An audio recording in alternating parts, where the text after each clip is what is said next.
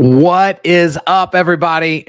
Welcome to day 5 of 30 Days of Leadership. So, for those of you that don't know what I'm doing, I just decided that instead of allowing the month of December to potentially slow down what I want to do moving into the new year, I wanted to stay sharp. I wanted to stay fresh. I didn't want to fall into a rut. And so I thought I'm just going to do a challenge, forcing myself to do video every single day this month. And so here we are.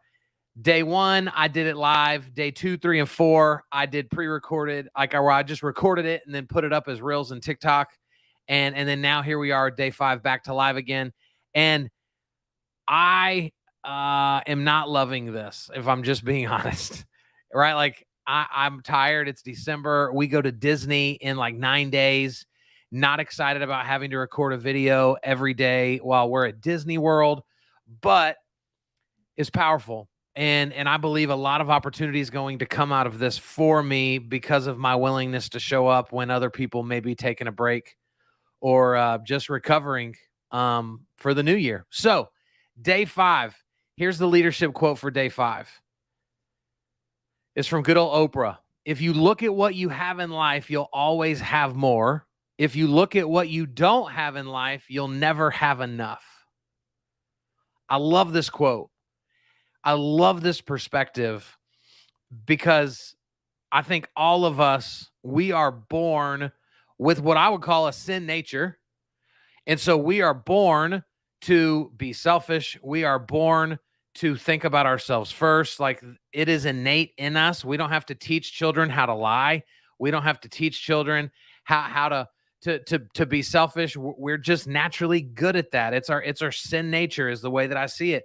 And so we are naturally bent to look around us and go, must be nice. Must be nice to have that house. Must be nice to take that trip. Must be nice to be married to that person. Or look at their kids. Must be nice to have kids that are blah. Like, we're just wired to think this way. And I think this is why most people live miserable lives. This is why every other month we hear of a famous person committing suicide, because by the world standards, they have everything that they need. They have everything that the world says you need to be happy. Yet what? They're not happy. And so what's the catch here? I think the catch is most people never understand simply how to be grateful. And I'll never forget, I was a young pastor. And one of my leaders at our church, he was preaching that Sunday for our senior pastor, and he has had 2 sons with a disability that took their lives far before anyone wanted to see them go. And he told this story about how for a long time he would watch other people take vacations knowing they could never take a vacation. He would watch families become, couples become empty nesters, and he would realize that like they didn't get that privilege. And he said the only thing that helped him through those moments was when he finally decided that he was going to genuinely celebrate other people. And so instead of saying, wouldn't that be nice? Isn't that great? He changed it to say, I'm so happy for them. And he had to keep doing it until it became genuine and he really meant it. And this is how we live lives full of gratitude. This is how we live lives where we can actually be content with what we have, knowing that, yes, I would always love more, but if I never get more, it's okay because I'm thankful for what I have. There's days that Lana and I will be frustrated with one of the kids, and there'll be times that I'll say, you know what, honey, somebody buried their child today.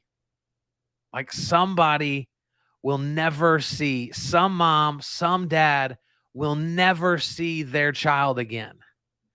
And so as much as we're frustrated by ours or we're mad at this situation, we've got it better. It's perspective, right? And so I wanted to give you guys 3 things that I believe will help us put this quote into action because otherwise you will live your life miserable because nothing will ever be enough. It'll never be enough. And I remember as I jump into this, I remember for years growing up, we had season tickets to the Mavs. And so every year, my dad would do his best. Josh Wilson, what's up, bro? Thanks for showing up today. Every year, my dad would do his best to like get better seats. And so we would, try to creep up a couple rows every season. And at one point, it got to the place where it's like it never was good enough. It never got us close enough. Like I remember before we finally got rid of them, we were all the way up to like the 8th row off the court. And what would my brother and I say?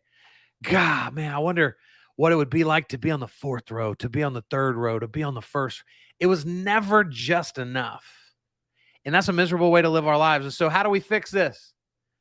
We fix it, one, by celebrating others. You've got to learn how to celebrate others. And this is hard.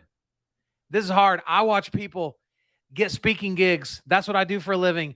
And if I'm not careful, instead of celebrate them, must be nice. Man, what are they doing that I'm not doing? How are they getting that and I'm not getting that? I think I'm better, right? It's so easy to slip into that way of thinking. But if you will practice celebrating others, it's unbelievable. And I read a quote. I wish I would have pulled it. Steve Harvey put up a quote on Twitter yesterday where he said something like, if you don't have the ability to celebrate others, you yourself will never be celebrated. And I went, man, that's deep, right? Like that's deep right there. And so celebrate others. It's huge. The second thing is realizing you don't deserve anything. I don't deserve anything, right? I am full of sin.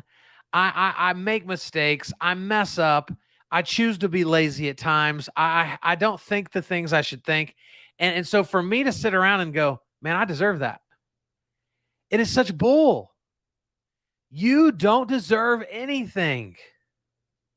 And so I'm so thankful that I believe there's a God in my life that allows me to experience greater than I deserve every day on this planet. On my worst day, I believe it's better than I deserve. And this is a mindset that we have to develop if we want to change our way of life, if we want to improve the way we think, which ultimately will improve the way we live. We don't deserve anything. We've got to come to terms with that. And then the last thing is this. Be grateful for the little things. When's the last time you were genuinely thankful for the air that you're breathing right now? I'm not looking forward to the day that stops, but I rarely am thankful for the days that it continues. And so how good are you at being thankful for the little things? My entire family has been sick for like 8 to 10 days. Just sinus stuff, coughing, right? Just annoying sickness. And you don't appreciate your health until you have it taken away from you. And I can't wait to not have a sore throat. And I'm going to do a good job, a better job of being thankful when my throat's not sore, because it's been super frustrating for the last week and a half. Be grateful for the little things. You know what I'm grateful for? I'm grateful that even in the moments where Lana and I fight, that I have a wife to fight with. I'm grateful that I have a partner to do life with, that though I think I annoy her way more than she annoys me, that her mad at me is better than my life without her. It's being grateful for the little things. And so I don't know who today was for. Maybe it was just for me. But if you're just tuning in, day 5 of 30 Days of Leadership is all about Oprah Winfrey. If you look at what you have in life, you'll always have more. If you look at what you don't have in life, you'll never have enough. I hope this hit home for somebody. I'll see y'all tomorrow for day 6 of 30 Days of Leadership. Again, you want these prompts, hit me up. I'm happy to send them to you if you want to do your own leadership videos.